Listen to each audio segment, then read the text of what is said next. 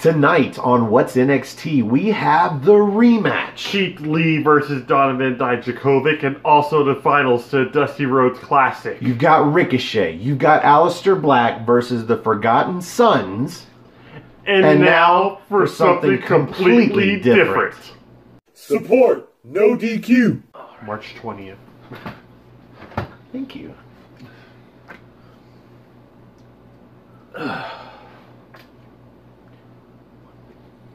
Welcome everybody to What's NXT for March 20th, 2019. I'm your host, the Rated R reviewer, Stephen Osborne, joined as always by the General, Jerry Slaughter. Good evening, wrestling fans. I shouldn't have done that whole thing in one breath. Should we do this again? Let's do this again. Oh, let's do this again. Support No DQ. Welcome everybody to What's NXT for March 20th, 2019. I am your host, the Wizard of No DQ, Stephen Osborne, joined as always by the General, Jerry Slaughter. Good evening, wrestling fans. And tonight, as previously alluded to, yes, we were promised one show, but circumstances being, we got a completely different show. I'm not sure if you could call this a show. This was more like a match. Yeah, it was a match build up and talks of a match and the match itself all in a span of less than an hour. You had a few interviews, you had a few video packages, promos, whatever, most of which revolved around the main event. Yeah. They even were talking to people that had nothing to do with the main event. We got to see Kona Reeves for the first time on television since he lost. I'm cool with that. You know what? I've actually missed Kona Reeves. I know a lot of people say he's very green and he's not that great, but I dig his gimmick and I think he pulls the gimmick off well. And if he spent the last, 5 or 6 months that we haven't seen him on NXT working on his in-ring skill, then I'm excited to see him again. Oh, absolutely. Maybe he got injured in the match with Keith Lee. We don't know. Now, we start off this show with the King of Kings, Triple H, Paul Levesque himself. Which, automatically gives you the big match feel, the fact that he's walking out onto the stage with Goldie, the NXT Championship. Yeah, the crowd even chants, a small portion of the crowd for Goldie here in a minute. The reason, as we all know, that Triple H has got the championship in his grasp instead of Tommaso Ciampa is that Tommaso Ciampa had to have surgery on his neck. And that surgery had already taken place by the time this taping occurred. And so Ciampa couldn't be there to surrender the title. He was in the hospital wearing a neck brace. Yep. Great video package for that one, too. Well, we'll get that later. Yeah. And we'll talk about it a little bit. It was actually very well done for a... It was a surgery video package. Entirely video shot in the package hospital. great. Interviews with the surgeons and shit. Like, it was so good.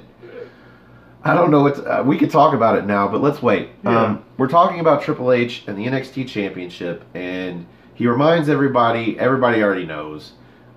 He even says, this is a different kind of place, wholesale.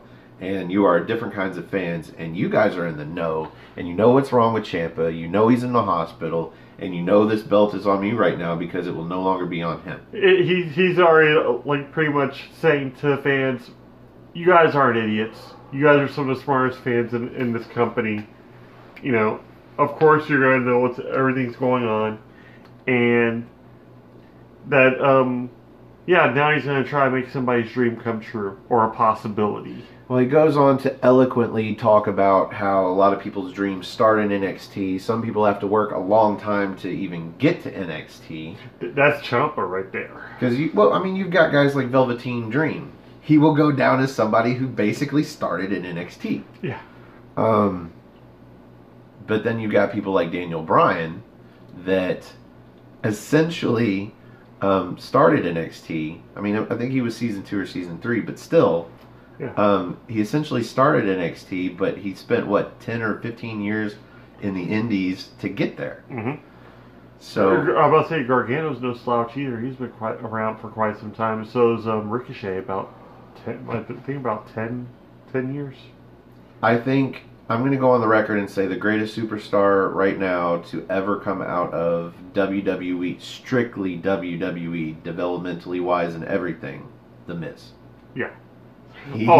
He started off in OVW and has shot up since then. Yeah, It was like an RPG game, man. He started out at 0%. he's like that creative wrestler that you just keep on adding more and more to. He started his career on Tough Enough. Yeah. And had never done anything wrestling and did all of it in WWE, and this is where he's at. Yeah. And I fully expect The Miz to get another championship run before he's on his way out the door, certainly for the Intercontinental title. But this is not about The Miz. You know what? Something's got to redeem this show, at least the first half of it. So Tommaso's out. Who is going to be the next NXT champion? Well, Triple H explains that originally the plan was going to be Tommaso Ciampa versus Johnny Gargano. Which we said, duh. So, new plan, Gargano needs an opponent for NXT TakeOver New York. So Gargano's already named #1 contender, more or less. So Gargano is the number one contender. Now we need a number 2 number 1 contender, and we're going to get that with 5 guys. We're going to have a fatal 5-way tonight. We've got Ricochet, Aleister Black, Adam Cole, Velveteen Dream, and Matt Riddle. And sounds like a good match. Little did we know at this point that this was going to be the only match we got. We'll get to it. It's the main event. Yeah. Got a couple video packages and a couple interviews backstage, which we'll get to first. So backstage we've got Kathy Kelly. I don't know, whoever she is. She's back there and she's going to interview Kona Reeves. And she's outside the men's dressing room, which I guess is a nice twist for the male guys that would be outside the women's dressing room to interview fucking Lita or some shit. Yeah. Barging in and shit. Catching them in states of undress. It's the good old days, man. I'm glad we didn't go that route with this one. So, the aforementioned Kona Reeves spot, this is where we get to see him, and she asks him about the main... What are your thoughts on the main event tonight? He's like, I'm sure it'll be great, but it won't be the finest. I dig Kona Reeves. Yeah. He's got that cockiness to him. Like you said, if his time away is actually showing that he's been improving in the ring at all, that's going to be great. My only beef with Kona Reeves is his finisher. It's too contrived. If you're going to drop somebody in the exact same fashion that you would drop someone for a Samoan drop, I know I said drop a lot, I'm sorry. Yeah. But he does exactly what someone would do for a Samoan drop, but for some reason the guy lands on his belly instead of his back. Yeah. If you didn't do anything different, then it's completely contrived. Completely. Yeah. Like, he needs to get a running start so that when he falls, it makes sense for them to kind of fall back onto their stomach. Anyway, after we see him, the Forgotten Sons come out of the locker room. So Cutler, Blake, and Jackson Riker. And she asks them what they think about the main event. And they take exception to this like we do. The main event tonight was supposed to be them. Yes. But even then, like, they also got in the same mind frame. Go ahead and let Aleister Black and Ricochet fight their match tonight. Softens them up for us next week, and we can take what's ours, the Dusty Rhodes Classic, and head to NXT TakeOver and fulfill our destinies to be the world champions after being the War Raiders. And Jackson Riker adds, and then we won't be forgotten anymore. Something like that. Yeah, we forgot. Yeah, he said it better than I did. We forgot. Just watch it. Whatever. It's like a 25 or 30 minute video package to start this show, I swear to God. Mm-hmm. So up next we've got a video package for Ricochet and Aleister Black and how they've become sort of this tag team, but at the same time now they got to fight. And then there's a promo. You've got them both standing there talking their singles promos. Ricochet goes first, but then Aleister Black goes, and then he says, and everybody else in the ring is going to fade to black. And Ricochet's just over there just like, yeah, totally. Everybody, including me, is going to fade to black. And this guy says... He is black, so it works. Yeah, that's why I said he can say that. Mm-hmm. Or half of him can. Yeah. Maybe he's talking to half of Ricochet. We don't know. We do know he's from Kentucky. Paducah! Yeah. And I do know that his entrance gives me goosebumps every time. He can attest to that. Hair was standing up. My hair was standing up. I love his entrance when he does the punch out, and the music bumps, and then all of his LED boards light up. Dude, instant goosebumps. Yep. He's definitely a showman. We'll give him that much. He just needs to work on his microphone. Or whoever the fuck designed his entrance. Yep. I mean, I used to play the video games where you could design your own entrance, and mine were always fucking goosebumps raising. I'm just saying, you know, I knew how to time shit to the music and everything. Mm-hmm. Especially love the games where you could download your own music. Most of the stuff like on the Xbox games, yeah. WWE Raw did a lot of that too. The original Xbox. Yes. Oh, yeah. WrestleMania 20. Oh, yeah. That was a good one. Yes. Or maybe it was 25. I think it was 20. Anyway. It was 20. So, after this, we get a video package of Tommaso Ciampa's surgery. Or no, actually, we get Velveteen Dream in the same video package that we had Black and Ricochet in. Yeah. Like, he comes in as an afterthought at the end, sort of. Yeah, he has his own video package. He doesn't have to share one like Aleister Black and Ricochet had to.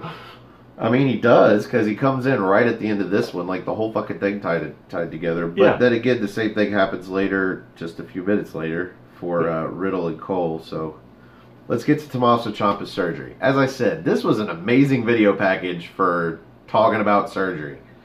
One of the doctors talks about how this is his 4th surgery on Ciampa. So he's done both of his shoulders, he did his knee, and now he's doing his neck. Yeah. And I'm thinking, you're working way too much of the body. If I was having somebody doing surgery on my neck, it'd be the guy that only does neck surgery. Mm-hmm. But that's just me. I mean, they showed pictures of the trauma that's going on. His spinal cord is being compressed by the discs in his spine. And they said one more headshot that would probably... Not one more. They said one wrong Yeah. headshot. And he could be paralyzed for life. So... yeah, it was required. Pretty much the same shit that Edge was going through. Basically, they're saying that this could not be avoided. We could not have waited until after TakeOver New York. Much apologies, but this needed to happen now. Mm-hmm. And I guess Tommaso's going to be out for a long time. It's like, that is why they put the asterisk on the bottom of the ads for the shows. Card subject to change. But as I stated before, this is probably good for Tommaso Ciampa, because he gets to go sit out for a year and a half, and let Johnny Gargano get called up, and let Johnny Gargano do all the work, and then he could come out of rehab and get back on Raw or SmackDown, wherever Johnny Gargano goes, and instantly be super heel. Yep. I would say super heel. I'd probably say Gargano goes heel and Ciampa actually comes back to sympathetic. Wherever you go, man. Wherever way. you go. He's instantly going to get the rub off of whatever they've done with Johnny Gargano. Mm-hmm. Which may be bad, but so far the way they've treated Ricochet and Aleister Black, I like Johnny's odds. Yeah. He's just a different breed. This was the main event call-up, or the future main event call-up, where this was like the Shield being called up. Mm-hmm. Only there was 4 of them. And now we only have 3. But everybody else before that was the mid-card call-up. Yep. The future tag team jobbers call-up. Sorry, Heavy Machinery. It's true. You guys are already a gimmick and it's horrible. So, next we get the aforementioned video package / promo for Matt Riddle. Then he does his promo, and then we get Adam Cole, and he does his promo. And Matt Riddle, this one was he was back to the surfer bro, and it was a little bit obnoxious, but I got over it because it's just a promo. Yeah. I don't have to take it seriously. Wait till I see him in the ring, and then watch this guy's jaw drop. He's not going to want to admit it, but he's going to admit it. I'm going to have to, probably. But before we get to the main event, we have one more segment. Thank God. And we're getting into the half-hour mark of this fucking show. And before that, we had Adam Cole. Yeah, I talked about Adam Cole did his, but any notes? Go ahead. Well, by all means. I was about to say, I think that was my favorite video package. Cause, Okay. Well, he also talks about the fact that 2 years ago at the Barclays Center was when he made his debut at, beating up Drew McIntyre and holding the belt over him. Yeah, but this time around, he's hoping actually going to win it. He didn't say win it, because he didn't win it that time, but he's actually going to win the belt and have it be announced the champion. Not champion, champion. And that is, of course, undisputed, or however he fucking does it. It's like I don't want to get shot, so I'm not going to put my fingers out. I can do the U. Everybody can do the U. Yeah. But somehow they've learned to seamlessly just do the What- crossing of those two fingers without any effort. With the West Me, side. I'd have to have it preloaded and just in my pocket or something, hidden. Just like do it beforehand. Just, yeah, I can totally do it on cue. Totally. Or just kind of tie your fingers together. So this interview lady catches up with Kairi Sane and Io Shirai, who are backstage Doing getting a photo photographed. Why they like to do interviews during photo shoots? Because they're already dressed nice. They don't schedule things right. I'm telling you. And where do these photos end up? I mean, the last time she tried to do that, she just waited around for Ricochet. This time she just barges in. She's like, Io, Kairi. Oh, so first of all, what do you think about the main event? Because everything's about the main event. Because all this show is the goddamn main event. And we'll talk about it. Because I'm not even going to say I was disappointed, really. No, you can't. You know I like a show with 4 matches. We got one. The last time we got one match on a show was... 3 hours long. Was it? No, it was 2. It was 2 hours. It felt like 3. By the time we got done with the review, I think it was 3. Yes.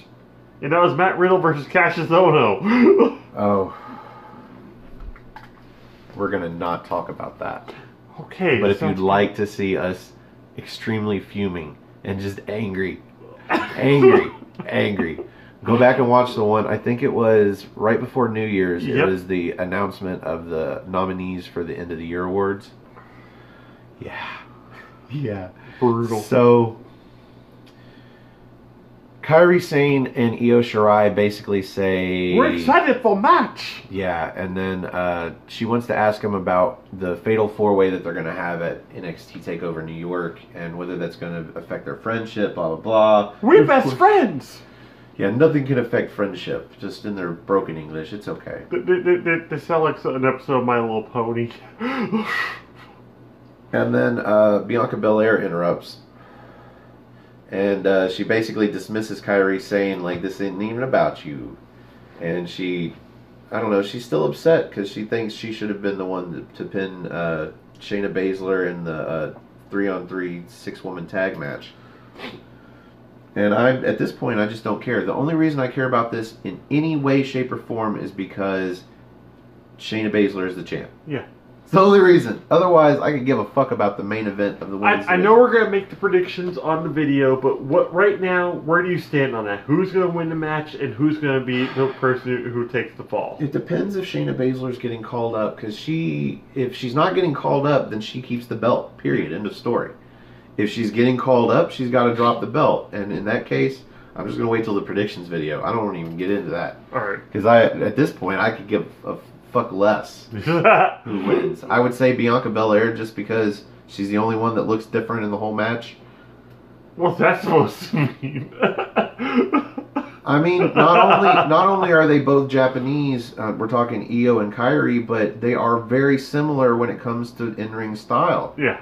Like, there's nothing different about them. That's what I liked about the fact that it was supposed to be a triple threat match until Kairi Sane had to poke in there. In fact, we had our alias, we had our powerhouse, and we also had our submissions expert. That would have been just perfect. But then we throw a pirate in there, throws everything off kilter. No fucking reason other than the fact that she was in the ring when Baszler attacked. So, but we went over that last week. Go watch that episode. Yep. We're going to make this one short because we only got one match, even though this match was fucking awesome. Yes. This match was fucking awesome. It was great. Not the greatest match I've ever seen or nothing. Not but by a chance. for the only match on the show, it's like 15 minutes long. It's 5 men versus all... In the last 5 minutes of it's just a huge spot fest, which is what we called anyway. I really hate the way 5-man matches, like Fatal 5-Ways, break down, because you've got one-on-one, and then you've got a loose person somewhere. And just keeping a loose person down in a Fatal 5-Way, it just gets so fucking... Unless you get third top rope or just are just out cold on the bottom. Like, it's only like halfway through the match when, people's gas is starting to be gone and you can understand 3 of them being laid up outside the ring at the same time. Yeah.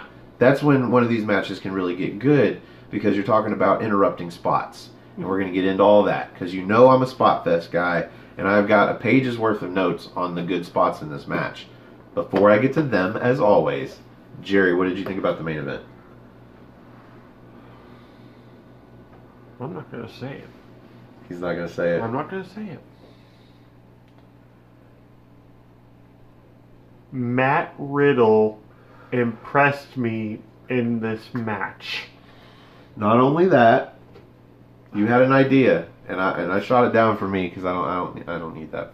I just need the rating. You're going to give a standout award for this match. And believe it or not, you got Aleister Black, you've got Ricochet in there.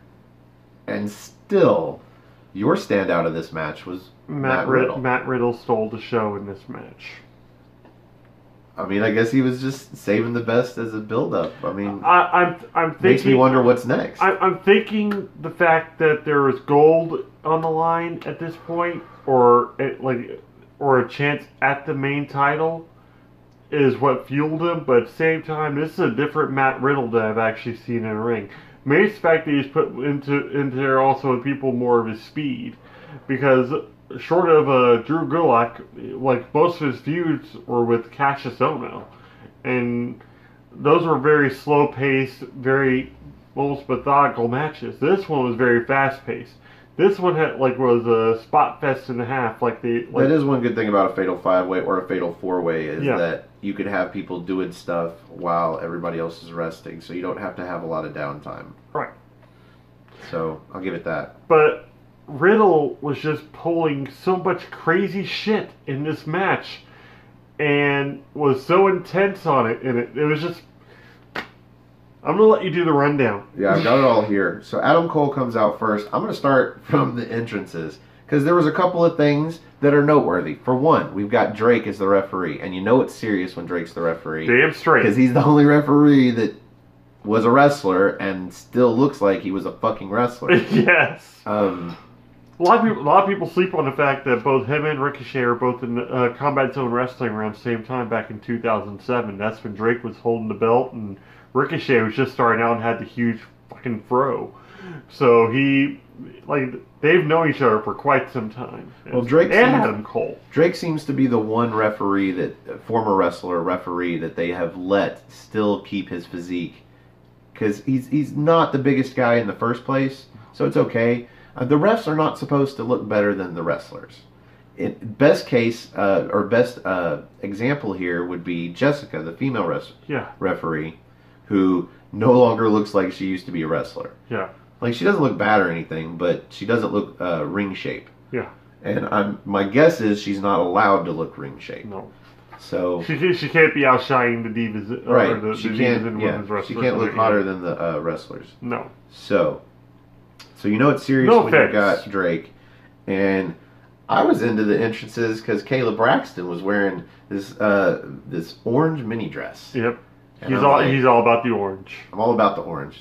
Guys got to know this by now. Yeah. So, I was into Kayla tonight. So, Ricochet comes out next. I get my goosebumps. Then Velveteen Dream. And then I'm like, of course, they're saving Aleister Black for next. He's like, no, Aleister Black for last. Yeah. He's like, no, Aleister Black's next. And then we'll get Velveteen Dream. And we'll get Matt Riddle. I'm like, why would they do Matt Riddle's entrance last? This guy's got to learn, man. If Aleister Black's not first, he's last. Yeah. It's that kind of entrance. I'm actually surprised that Ricochet wasn't first, because his is one of those kinds of entrances, too. The really cool thing is they've actually modified Aleister Black's entrance, but the camera angle towards the end there about killed the magic. It was like showing the compartment and the hat for the magician. So, if you guys don't know, Aleister Black's getup, his setup that raises him up without him moving, is currently being hauled around by the main roster product. So Raw and SmackDown have that right now.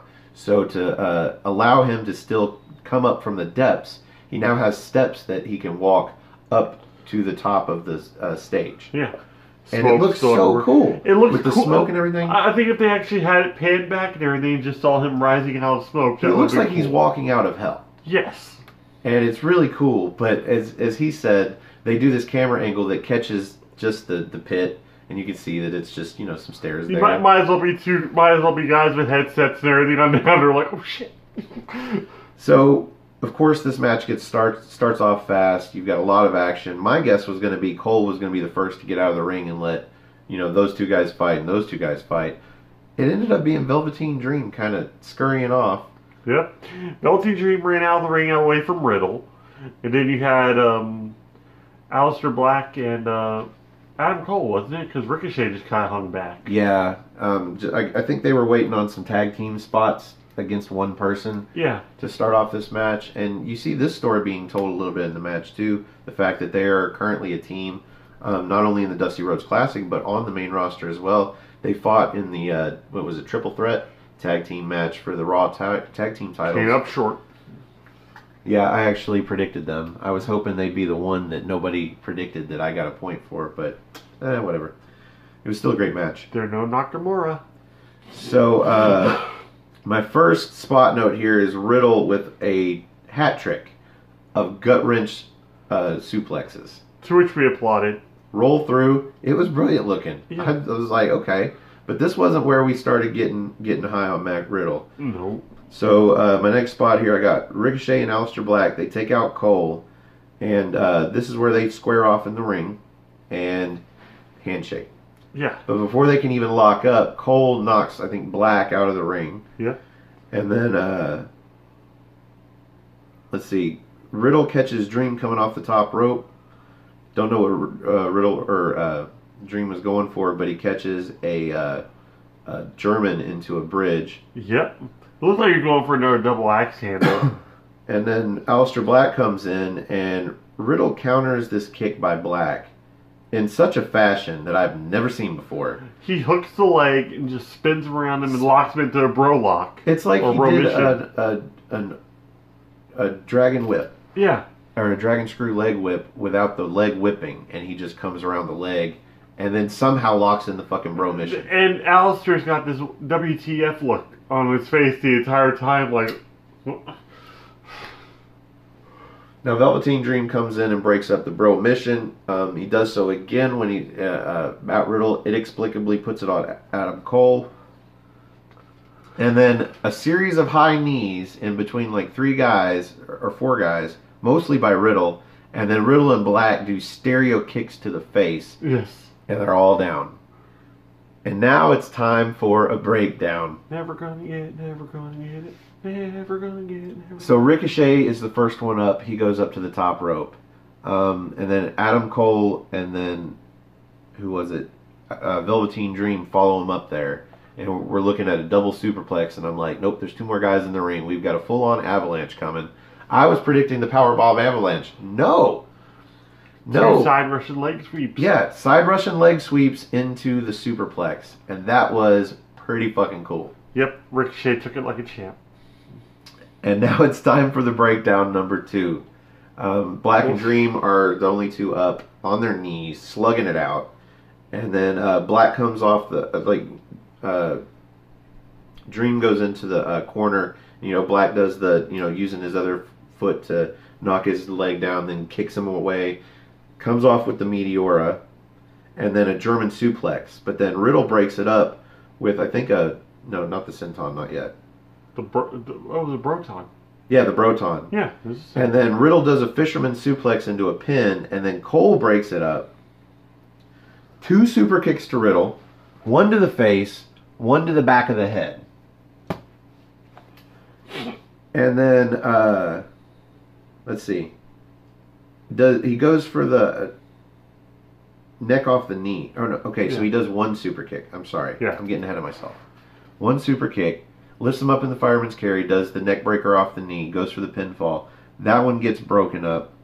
And then this is where he does 2 super kicks to Ricochet. And Ricochet ends up ducking the last call. The last shot. Or the last shot, I'm sorry. The last shot. Then hits a reverse Hurricane Rana driver.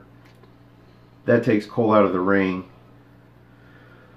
Then he runs the ropes, comes back and does a springboard, a handspring flip, tope over the top rope onto Adam Cole onto the outside. No hands. That was amazing. Yeah. I'm sorry, I'm losing my breath, and there's a lot of fucking notes here. Okay, we're almost done though. This is where Riddle comes in and counters.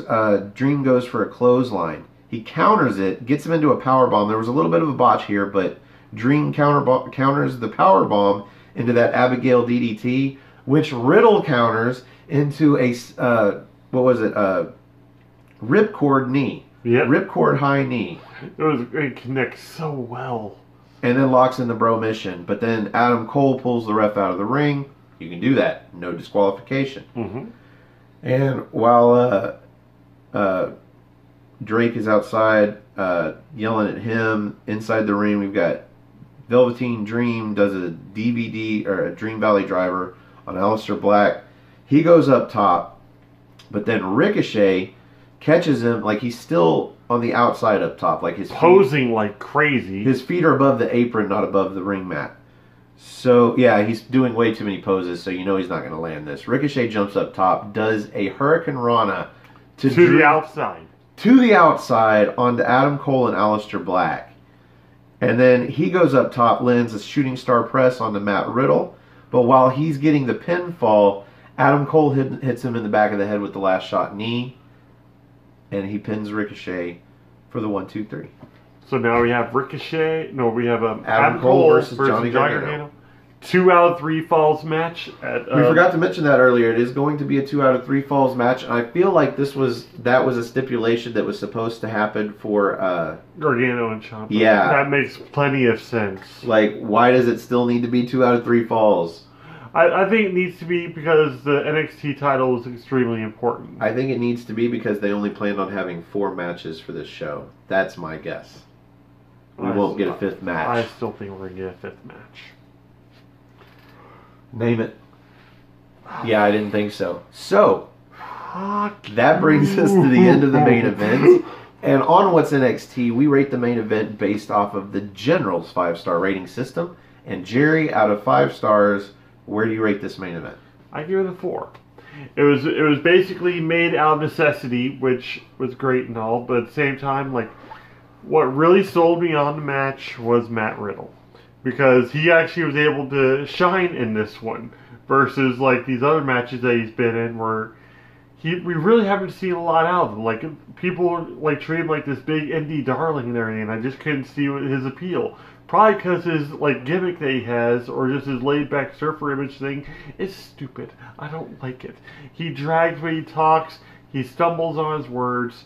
He's just not good with the microphone. Give him Paul Heyman. Let Paul Heyman do all the talking for him. No, apparently he's very new to this. Yeah. Like, he's an MMA guy, and he hasn't been doing pro wrestling for very long, but he is getting... He's taken to it like Kurt Angle did. Yeah. He really is. And Kurt Angle didn't take to the mic very well either. Oh, no, he didn't. Not when he first started out. It took him a while to get to his, flow for that. And I'm starting to actually forgive Matt Riddle for that just because of this match. He impressed me that much. He held his own against like 4 of the top guys in NXT and had a great showing with it. I'm excited for him versus Velveteen Dream because I know it's going to happen at TakeOver now. And like the way they faced off in the match and how crisp their moves were together, that was beautiful too.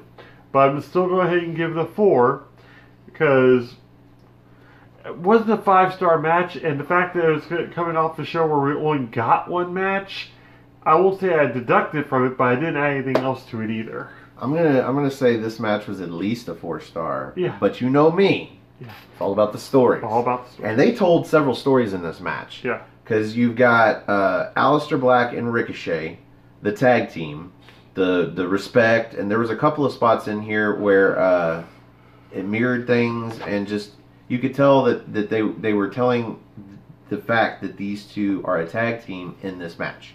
Yeah. They were also doing who is it? Velveteen Dream versus Matt Riddle, because they've got that future North American Championship match happening.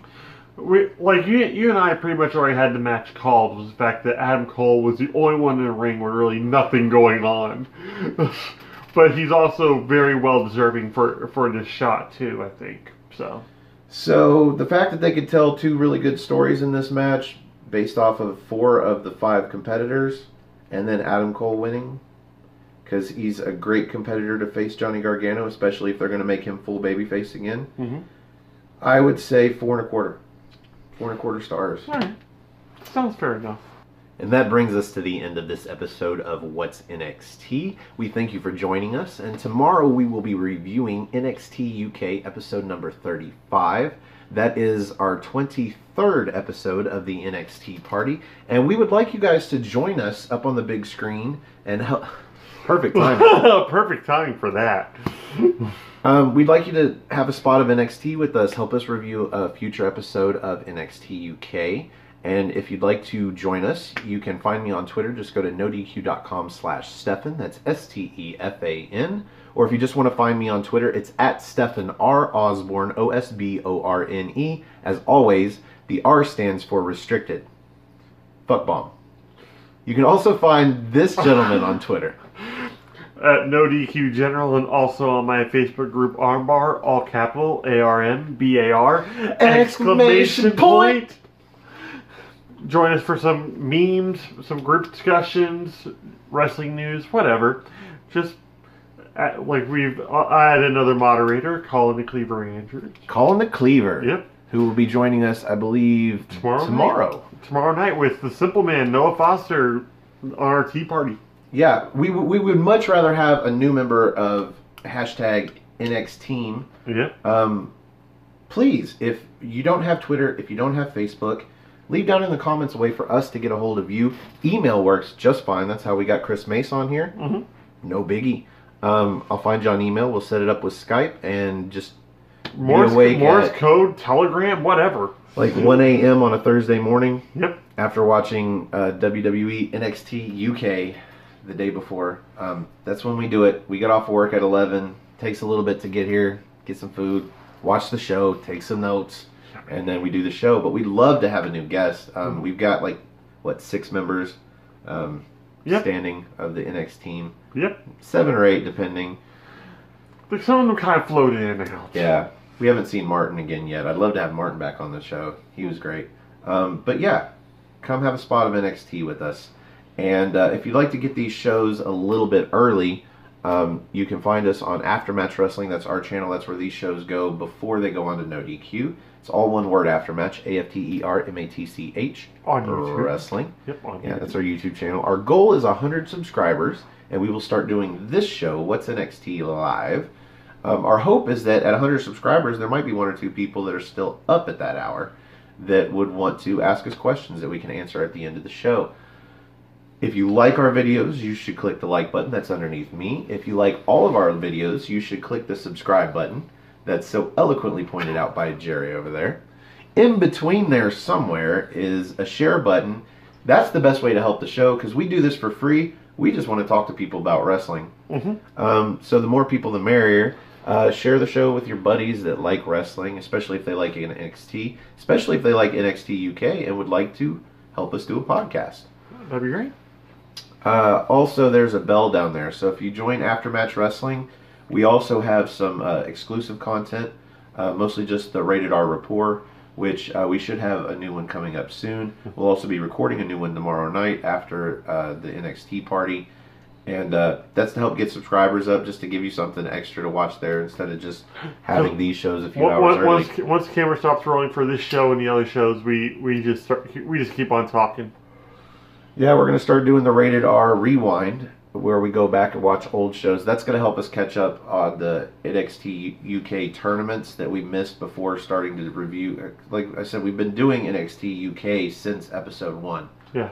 And I think we are the only people doing this review on a weekly basis. I think there are some popular reviews out there for the first NXT UK TakeOver Blackpool. Always got to get that in there. Yep, and the first episode. And the first episode. But other than that, we're pretty much it. Mm-hmm. So I'm proud of that. Oh, yeah. Proud of the fact that we've inspired Noah to do his show. We inspired Chris Mace to even get the WWE Network. And we have a gift coming from Chris Mace and his daughter in the future, which we will unveil probably at the beginning during one of our awesome cold openings. Which, by the way, I thought the one for this episode was awesome. This is kind of like, are we in chill mode now? Yeah. I think everybody's tuned out by now because we've already gotten through the we got through the outro and all the plugs. So now we're just kind of let's just chat with you guys. Yeah, this is kind of a big night for us. It'll be a big night in a couple of weeks when it's episode 25. of NXT UK, and we're hoping we're going to be able to unveil this present. I've got a table already bought. It's too short. We're going to have a table, so we'll have a desk. We'll have better posture. We're trying to improve the show. We might debut Consummate that professionals, always improving. for the 25th Tea Party. What else we got going on? Yeah, we'll be doing predictions for both WrestleMania and NXT UK Takeover. Not UK Takeover. NXT Takeover New York. We'll be doing that with Noah. We're also going to have what we like to call the Four Horsemen of NXT. Yep. That's Colin Andrew, Chris Mace, Owen Finch, and James Hebert. The Archangel. Very good. James Hebert. I don't know what channel they're going to put it on, but I'm hoping we'll be able to get it and put it on Aftermatch. So if you guys want to see it, you'll be able to see the Four Horsemen of NXT do their predictions for NXT TakeOver New York. Yep. What else we got going on? Is that it? Oh no, because in August we're going up north. Oh yeah, so let's plug the No DQ meetup. So in Toronto, Ontario, Canada, on what is it, August fucking something, 11 something, like the 20 something. I don't know. I know I have the vacation days put in for it. So do I. It's like the middle weekend of August. It's going to be SummerSlam in Toronto, and we are driving 10 plus hours to get there. I've already got my birth certificate lined up. It's coming. I got one. Used to have a different name. Used to be spelled differently. And so I ordered my birth certificate right. Like this is the stuff that should go on the report. I'm going to edit all this out and put it on the report. Just disregard all the stuff about it being what's NXT. So yeah, so I go to order my birth certificate, but because my name was spelled differently at birth, and then I had it changed when I was in high school, turns out I never got my birth certificate changed. I thought it was just automatic, man. It's just public records or some shit. I don't know. Anyway, so I had to go get a copy of the name change decree or whatever, and then take a picture of it and email it up there for them to change the name on my birth certificate. And they didn't get it done in time before the order came in. And so now I've got one of the original, and I got to spend another $20 to get a copy with the new name. But either way, it's taken care of. Yeah, so we are prepared. We've already got tickets to SummerSlam, thanks to Aaron Rift. He got a block of 8. There's going to be a whole bunch of us no DQs. Oh, yes. No DQs, I like that. Team No DQ. Most of Team No DQ is going to be there. There's going to be like 12 of us fuckers. I think there's a few that aren't going. We should start a GoFundMe so we can get Jeff Meacham up there. Oh, that'd be neat. But then, like, you know, there's always that chance to have something else going on. If you've made it this far in the video and you think it's a good idea to start a GoFundMe to get Jeff Meacham to the No DQ meetup in Toronto, leave a comment down below. If we get enough comments, maybe we'll actually do that. So, thanks for watching the show. I know this has been crazy. This has been a crazy outro, but thanks for hanging with us. Yeah. I'd like to do this more often, but whatever. Anyway, we will see you in NXT time.